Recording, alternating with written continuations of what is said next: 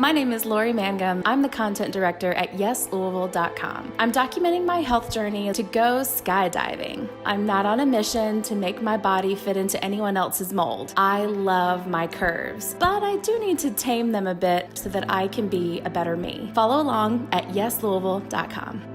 Hey everybody, so I am recording week 6 update a couple days early because it's going to be a busy, fun weekend and I just don't want to stop to have to do a recording. So here I am a little early.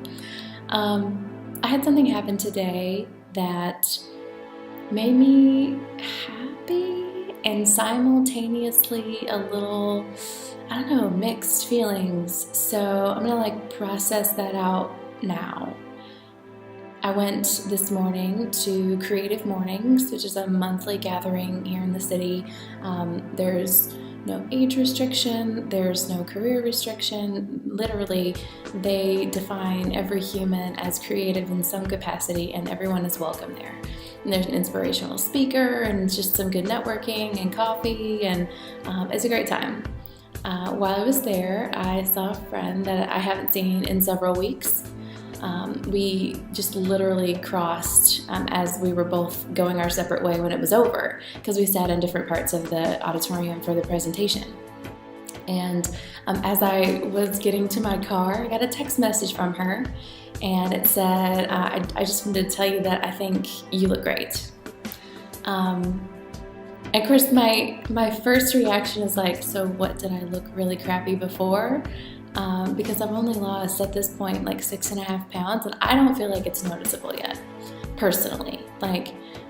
Yes, I have the top that I have on today is a little loose in places, and I like that, but I don't see it at all.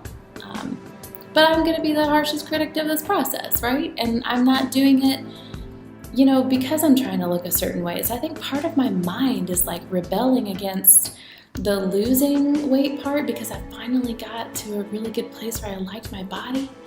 And so I'm doing some wrestling about that. Part of me is, you want to go skydiving, and so you gotta lose this weight, and you are a third of the way there right now, and that's amazing. You have most of May and all of June and 3.5 weeks of July to get there. So you're right on track. This is exactly what you should be doing, and I'm stoked about it. And then the other part of me is but you are just as you should be before. There's nothing wrong with that. Still love your body, still embrace your body. Don't go back into that mind space where you criticize yourself all the time about size and compare yourself to other people. Don't go back there, because you did a lot of work on your own, without advertising that you were doing that work to get there, and you love your curves now. Genuinely love your curves now.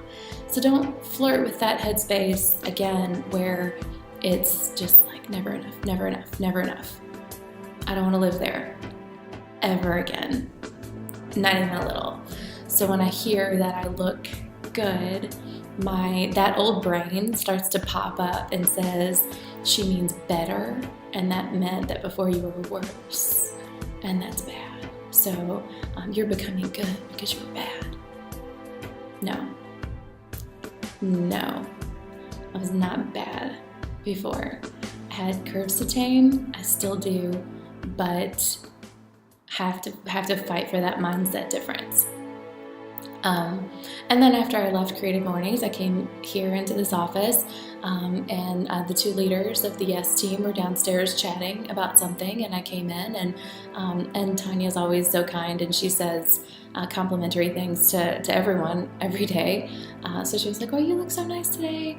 And then Jason said, "I can really you're doing good. I can see that that you're doing good, that you're this is happening." And because I had already been wrestling myself in the car about the mindset after that text message, which was so sweet, and I'm so glad that she sent it to me now that I've kind of processed through that. When he said it, I was ready to receive that again. I was like, thanks. But then I immediately did it again. I was like, yay, he said that. And not because of the person or anything like that, but just I was ready to receive that nice remark. And then immediately I had to fight myself again because I was like, you know, I don't need that praise. I don't need this. I don't need that. It's weird what our minds do. It's weird what society and expectations do to us that we don't even realize they're doing until like we feel ourselves wrestling with it. So I guess it's like I've lost like closer to 6.5 pounds now by the end of this week. I still don't feel deprived. I'm still not gonna say absolutely no to anything. I'm trying to do, you know, all things in moderation, and I'm still drinking a crap ton of water, and I have to pee all the time, like all the time. It's awkward.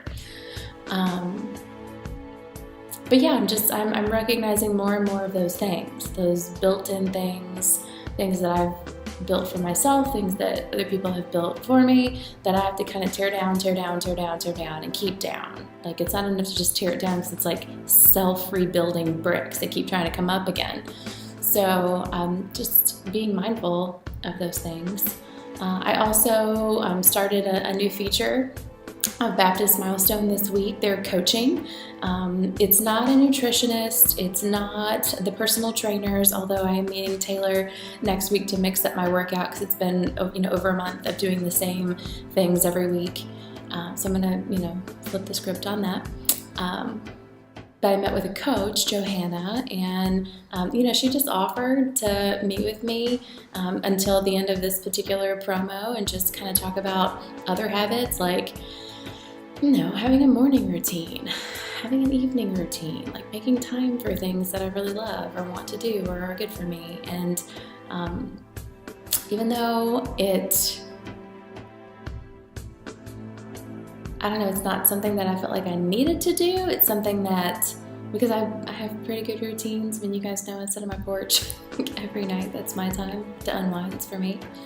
But I think it will be good for me to, you know, put time under the microscope and decide, you know, what I feel like I want to do that I don't have time for, and realize how I could be doing things in better ways to make the time. I cannot be an over-programmed person. I can't be an over-scheduled person. It makes me crazy. Now, evening things that I'm running to do to cover for Yes, like that's one thing, but don't tell me what I have to do at 9:32 a.m. every day, because I'm going to be like, oh yeah, we'll see. And I might do it at 9:34 just to be bad, but I can't be scheduled like that. I'm not a type A person. I'm not like that. I have things that I want to get done every day, and I get them done how I get them done. So anyways, it'll be interesting, and I'm keeping an open mind, and I'm doing it until the 3-month challenge is over. So we'll see. I also had a shake at their cafe yesterday. It was the peanut butter crunch shake with the peanut butter protein powder substitute, called like, I don't know, PB Fit or something like that. And it was delicious. It was $6.50. It was my dinner, and I loved it. And I'll probably, you know, maybe do one of those a week just to try different things, mix it up. So yeah, that was my week.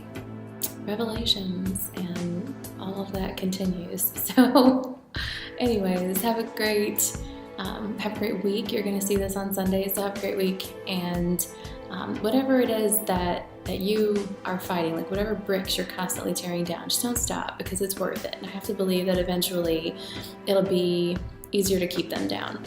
Maybe I'll never be able to totally ignore them, but at some point maybe it'll be easier to keep them down. So cheers to that, right? And now I'm going to have a weekend. Bye.